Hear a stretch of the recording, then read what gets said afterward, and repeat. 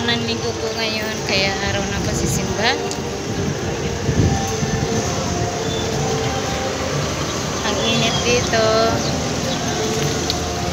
Happy Mother's Day po sa lahat ng mothers on earth, especially sa mga Pilipino, Pilipina,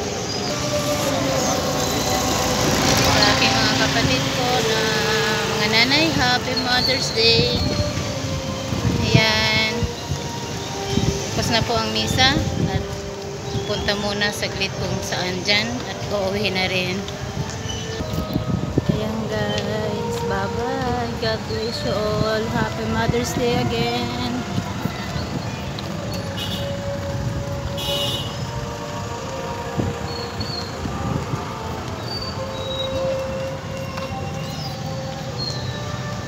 Kasabay ako aking apo.